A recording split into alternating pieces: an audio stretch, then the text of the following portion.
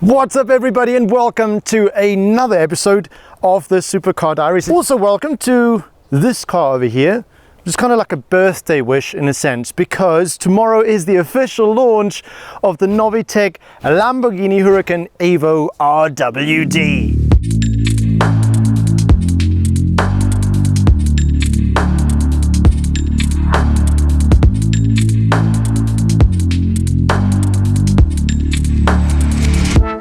It has no front differential, it has less horsepower than its siblings, and in a run to see who gets the biggest banana, it's probably gonna lose. So why on earth did Lamborghini actually make this car? Well, to find out, we're gonna go for a little drive.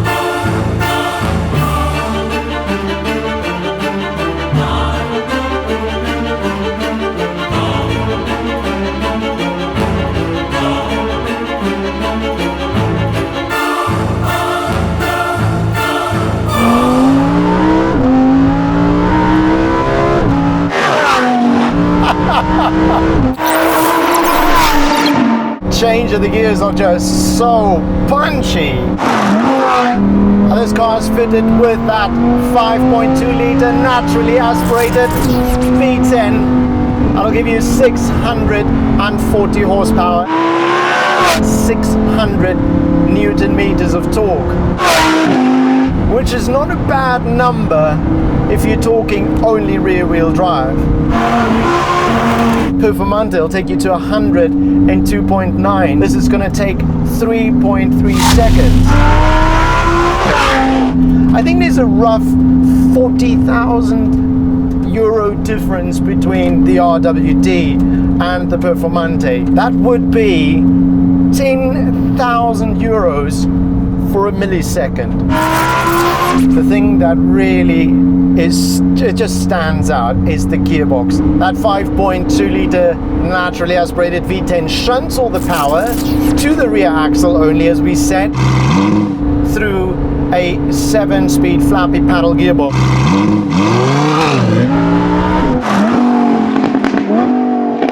In Italy they call it the Lamborghini doppio frizione. This car is fitted with our complete race performance exhaust system, and it has a sort of silver lining, a covering that just helps and makes it more heat resistant. The core of drivers' engagement, they wanted you to be in the driver's seat and to have the control. And it is brutal. You're sitting way up front here on the front drivetrain, and driving it is a lot of fun.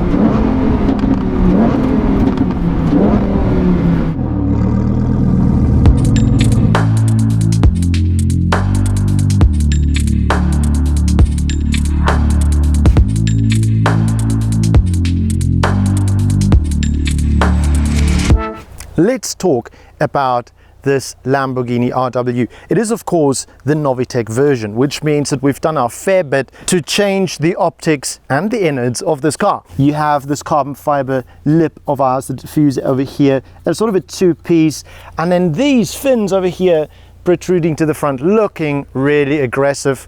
A proper sport suspension just makes this Lamborghini Huracan bogged down onto the road, riding on our Novitec center look lock rims. Now you can actually buy a kit with which you can change out some in it so that it actually is a real authentic center locking rim. That's also available from us, but this is just a center lock look, and I think that's fine enough. This bonnet over here, it is the Novitec bonnet, and it might just look like a normal ordinary bonnet, but there's so much work that goes into this, and we are going to make an episode with you guys where we actually show you some of the working steps that go into the planning and conceptualizing and whatnot of the kits and the parts that we put on these cars. Let's get on with this puppy. We've got the carbon fiber mirror caps.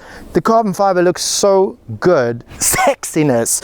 We got a side side skirt over here in carbon fiber, and this is special because it has an enlarged gaping hole at the back, which is a functional one, by the way. Chases air to the right spots, cooling things that need to be cooled.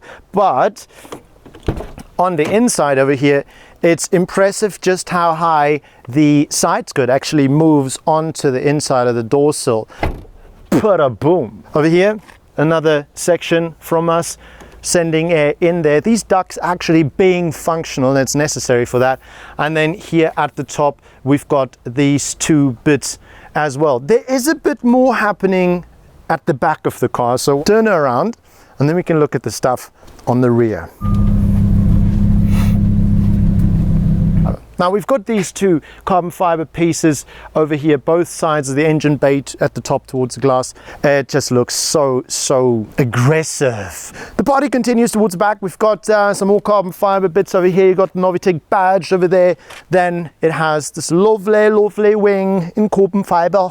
Now that carries on with the exhaust tips in carbon fiber, and then of course the diffuser at the back also in carbon fiber. A lot of carbon fiber on this car, but then again, that's what we do. So I think that sums up just about everything we've done to the outer bits of this car. Let us know what you think about it. Write down some comments and some suggestions and some thoughts down in the comment section. We'd love to hear what you have to say. What would you have done different on this car? And what would you take? Would you take this, or would you maybe rather take the F8? Give us some thoughts of the cars that you think would run parallel to this one, and let us know which one you would choose. And I'm not going to tell you too much about everything else, because I think what you want to see is this car driving.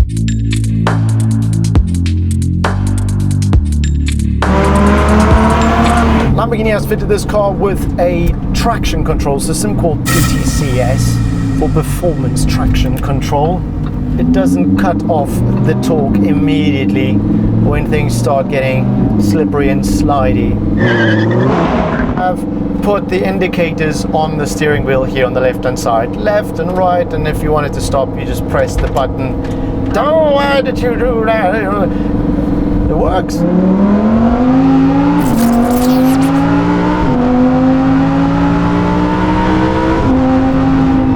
Enough power to overtake 300 tractors. Lamborghini's always gone for the more ballistic approach when it comes to interior. Things are very edgy in here, and I'm talking about edgy. It's good corners, it's slightly rounded, but hard lines, and they like that. I mean, that is the sort of approach, the stealth jet look, and it is sexy. The steering wheel with Alcantara everywhere except the bottom, and that's fine because your hands are going to be dry by the time they get there. A lovely thing to hold on to. I don't have a problem with any of these indicators being on the steering wheel. Fine, your lights over there, your window wash over here, your wipers. It's all great because you now don't even have to fiddle around there where you're changing the gears. So a lovely thing. The display changes depending on what mode you're in. That's funky. I love the buttons over here, sort of all the flick switches before you go and attack something. And then of course this beautiful red on silver starter button case over here just gives such an occasion to it when you actually start up the car. The reverse handlebar, pulling that back, does give you the Fight the Jet feeling, I must admit. My back steering wheel rake and reach, and the reach is, I find, really good. Oh, what do we got here? What do we got here? What do we got here? The Novitec SVJ. So let's start them up one after the other and see what they kick out in decibels. Okay, now since this Huracan rear-wheel drive is fitted with our complete race sport exhaust system, we're going to see just how loud it is.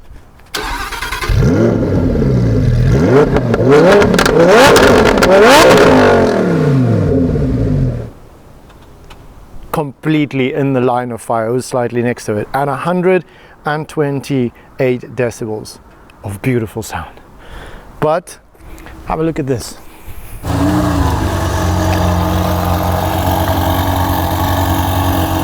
couple of you guys commented long ago in that film with the Novitec SVJ when we did the sound recording with our decibel meter that it wasn't fair doing it in the hall. So today we've got an SVJ Roadster with the same exhaust system on it, and we're going to see what it's like. Of course, we've got this magic switch over here. Ooh.